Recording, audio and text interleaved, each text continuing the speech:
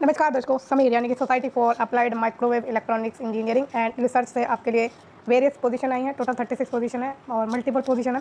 तो इसमें देखेंगे कि कौन कौन सी पोजीशन है, लोकेशन देखेंगे कि आपकी पोस्टिंग कहाँ पर होगी, और साथ में देखेंगे उसकी एलिजिबिलिटी, एज लिमिट और आपके सैलरी वगैरह अलाउंसेस के आपको मिलने वाले हैं। सारी चीज़ें हम डिटेल से देखेंगे। तो चलिए शुरुआत करते हैं वीडियो की।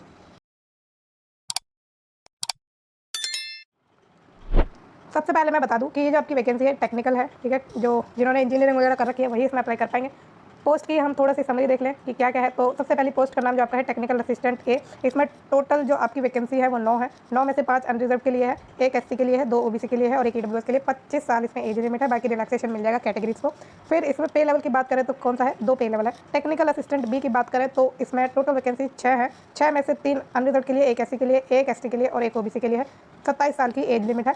3 इसका पे लेवल है। फिर टेक्निकल असिस्टेंट सी की बात करें तो इसमें टोटल वैकेंसी 1 ही है और वो भी अनरिजर्व के लिए 28 साल की एज लिमिट है। 4 इसका पे लेवल है। फिर है टेक्निकल असिस्टेंट डी। इसमें टोटल वैकेंसी का नंबर 5 है, उसमें से 3 आपकी अनरिजर्व के लिए है और 1 एसटी के लिए है, 1 ओबीसी के लिए है। 30 साल इसमें एज लिमिट है। पे लेवल इसका 5 है।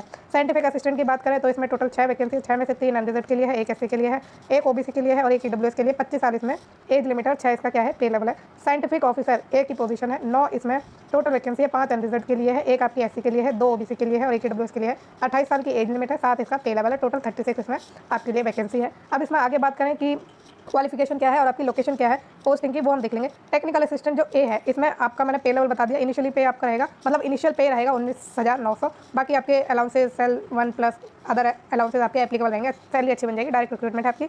और डिसिप्लिन या सब्जेक्ट आपके कौन से हैं, इलेक्ट्रॉनिक या मैकेनिकल, ठीक है, इलेक्ट्रॉनिक या मैकेनिकल है।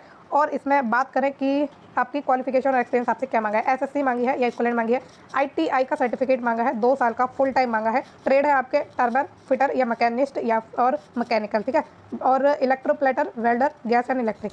साथ में नेशनल ट्रेड सर्टिफिकेट मांगा है in the trade awarded by NCVT and national apprenticeship certificate. तो ये आपसे मांगा है। लोकेशन की बात करें तो मुंबई, चेन्नई, गुवाहाटी, वाइजैग यानी विशाखापट्टनम, ठीक है। तो ये आपकी लोकेशन है और ये आपकी क्वालिफिकेशन है, एसएससी और इक्विवेलेंट मांगी, बाकी आपके आईटीआई सर्टिफिकेट। फिर नेक्स्ट जो आपकी पोजीशन है टेक्निकल असिस्टेंट बी, और इसमें तो मैंने आपको बाइफर्केशन करके भी बता दिया है कौन कितने कितने वैकेंसी है ना, तो बार बार इसका डिस्कस करने का मतलब नहीं है। अब इसका इनिशियल जो पे रहेगा 21,700 रहेगा, 21,700 और सेल 1 प्लस अलाउंसेज रहेंगे आपके।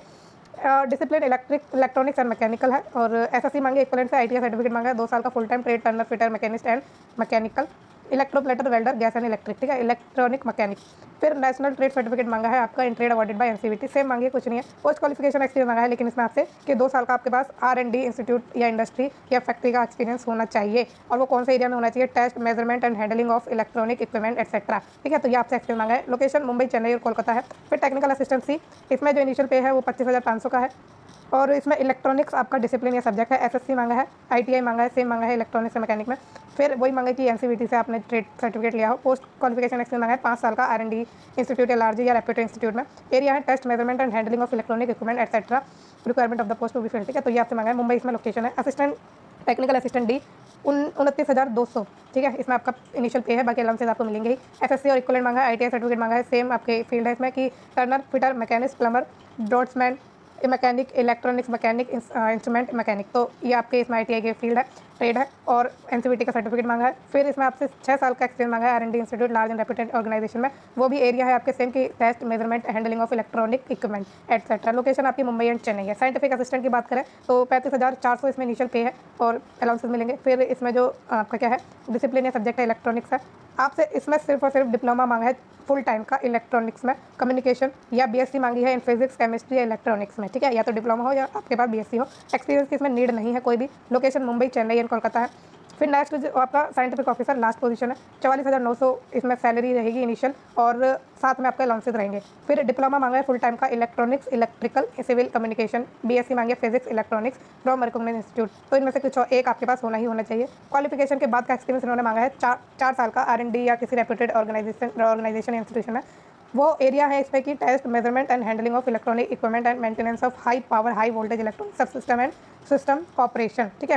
तो ये आपसे 4 साल का एसेंशियल एक्सपीरियंस मांगा है। Construction and maintenance of residential और non residential building including designing, estimating, contract supervision etcetera, maintenance of electric sub stations, building electrical wiring, lift, fire fighting panel, air conditioning plant, telephone exchanges etcetera, handling circuit breakers, isolator, current transformers, insulator and bus bar materials, transformers, switch gears, control and protection system, data acquisition system, electronic RF microwave system etcetera as per requirement of the post.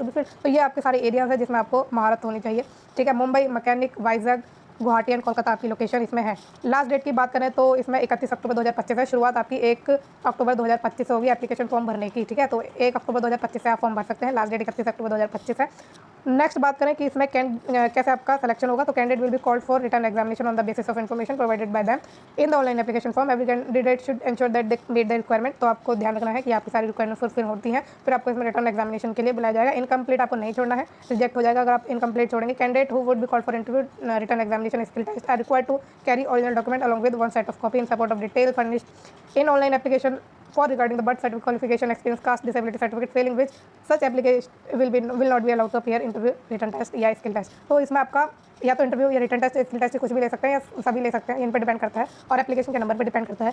जब आपको ये बुलाएंगे test के लिए तो आपको सारे original document लेके जाने हैं जो भी रिक्वायर्ड है और उनके एक सेट बना के लेके जाना है कॉपीज़ का, और वो सेल्फ अटेस्ट भी कर लेना, ठीक है। तो ये आपकी चीज़ें हो गई इंपॉर्टेंट जो हमने डिस्कस करी है।